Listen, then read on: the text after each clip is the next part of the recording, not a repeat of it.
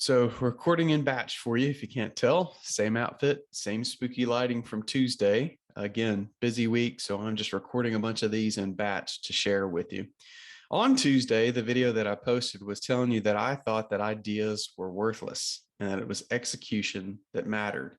Matter of fact, I stuck a poll out on Twitter and they agreed largely that it was ideas that were useless. Of course, you have to have the idea first, but you have to execute on that model if you're going to make any money and attract investors. So one of the things that happens when you do have an idea that is mostly unique, okay, is you will experience something called first mover advantage. And first mover advantage can have some value for you. First mover advantage is just what it sounds like. It's when you're the first mover in a space.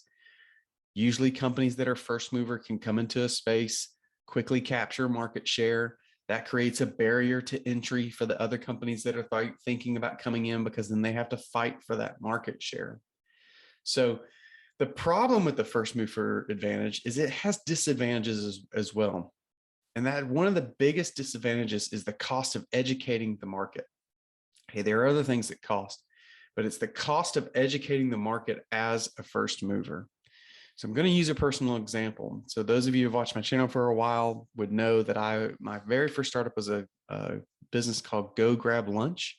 We connected like-minded professionals that had never met over lunch so they could talk about how they could help each other grow their business. Maybe I'm an attorney and I could refer business to you because you're a small business lender, and we use the same types of clients. There's a lot of models like this now.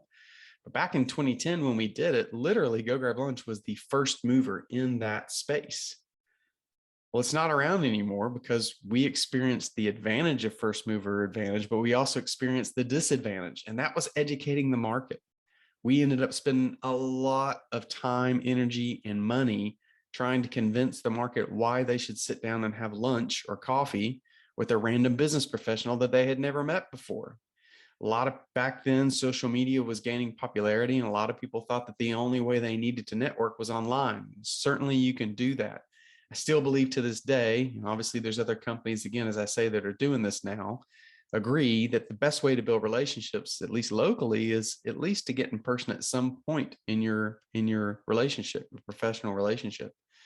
So there's a huge cost to educating the market when you're the first mover.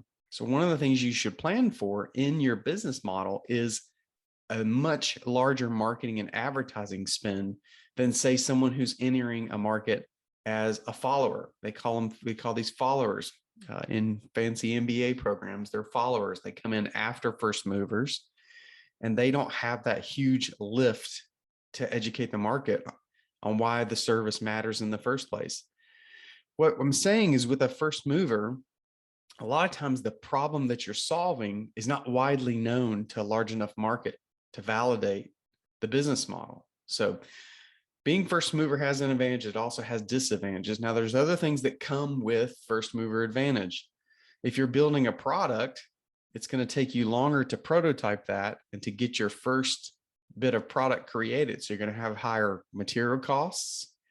You may have higher setup costs. So if you have to go into a business with your product as a first mover and you're having to install or set up whatever that is in your customer's location, then you're going to have some additional costs there. So a good example I can think of is a Peloton bike.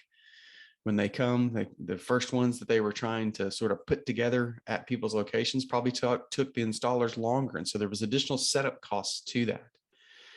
What you got to do with being a first mover, okay, is research and think about whether or not being first mover is worth it. Is this additional cost in time, energy, and money worth being the first mover into that space?